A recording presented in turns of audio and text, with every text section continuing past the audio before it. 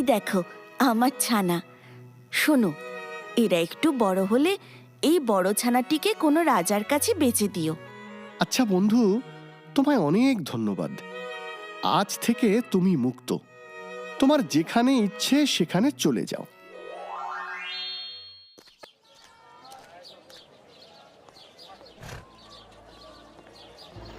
সরো সরো সরো সবাই, আমি হলাম রাজার পেয়াদা, আমায় দেখতে দাও। এই ঘোড়াগুলো তো খুবই সুন্দর, রাজার খুব পছন্দ হবে আর ভালো পুরস্কারও দেবে। এই ছেলে, চল চল, ঘোড়া দুটো সঙ্গে নিয়ে চল তো রাজার কাছে।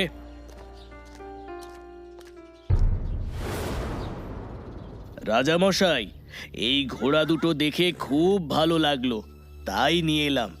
এবার আপনি দেখুন। বাহ, তোমার এই সাদা ঘোড়াটি তো বেশ, আমি এটি নিলাম। তা বলো, এর দাম কত? আজ্ঞে মহারাজ, আপনি খুশি হয়ে যা দেবেন তাই। ওরে, কে আছিস? এই ছেলেটিকে 100 স্বর্ণমুদ্রা দিয়ে দে, আর এই ঘোড়াকে আস্তা বলে নিয়ে যা। এই যে ছেলে, তুমি ফিরে চলো, রাজামশাই তলব করেছেন। কি হলো? কি হলো আবার?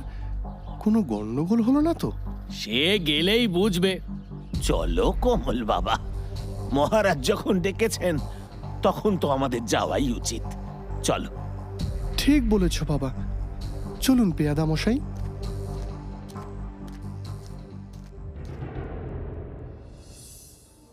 মহারাজ, আপনি আমায় ডেকেছেন? এই যে ছেলে, তোমার নামটা কি বলো তো? আগে কমল মহারাজ। শোনো কমল, তোমার ঘোড়া আস্তা বলে হইচই বাঁধিয়েছে, আমার সহিসকে তো নাকাল করে তুলেছে। পা তুলে লাফিয়ে ঝাঁপিয়ে একসা কাণ্ড। যা বুঝলাম, এই ঘোড়া সামলানো যার তার কাজ নয়। তোমার ঘোড়া তোমাকেই সামলাতে হবে, বুঝতে পারছো? বুঝেছি মহারাজ। তাহলে আজ থেকে তুমি আমার সহিস হয়ে এখানেই বাস করবে। তোমার বাবাকে বাড়ি চলে যেতে বলো। মহারাজ, আমার একটাই নিবেদন, আমার এই সবুজ ঘোড়া আমার সঙ্গেই থাকবে। বেশ, আমার তরফ থেকে কোনো অসুবিধে নেই, থাকবে। কমল তার ভালো কাজের জন্য রাজার কাছে বেশ সুনাম অর্জন করে। কমলকে মহারাজ বাকি সকল সহিসদের থেকে বেশি পছন্দ করতেন। তাই দেখে ঘোড়ার শালের সহিসদের কর্তা রাগে ফেটে পড়ে। সে যেন তেন প্রকারেণ কমলকে জব্দ করার ফন্দি আঁটে। সহিসকর্তা বাকি সহিসদের সাথে ফন্দি এঁটে রাজা মশাইয়ের কাছে এসে উপস্থিত হয়। প্রণাম নেবেন মহারাজ। কি হলো? তোমাদের মুখ এত কালো কেন? কিছু হয়েছে নাকি? মহারাজ, আমাদের কোনো কষ্ট নেই, দিব্যি খেয়ে পড়ে আছি। কিন্তু আস্তা বলে যে নতুন সহিস এসেছে কমল, তার কথার ঠেলায় আমাদের প্রাণ প্রায় যেতে বসেছে। কেন? কি বলছে সে? মহারাজ, কমল বলে এই ঘোড়া তো কোন ছাড়, ও নাকি 7 সমুদ্র 13 নদী পার করে কোনো এক গুপ্ত গুহা থেকে ঐরাবত এনে দিতে পারে, যার গজদন্ত দুটি নাকি মুক্ত দিয়ে তৈরি, আর কান দুটো সোনার, আর তার মুখের মধ্যে আছে হিরে মানিকের লহর। তাই নাকি? প্রহরে, আজ্ঞা করুন মহারাজ।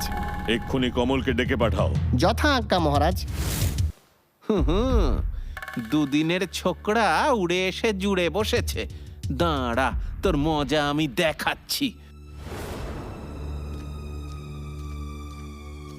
শোনো কমল, তুমি এমন এক ঐরাবত ধরে নিয়ে এসো যার দাঁত দুটো মুক্ত দিয়ে তৈরি, কান দুটো হবে সোনার, আর মুখের মধ্যে আছে হিরে মানিকের লহর।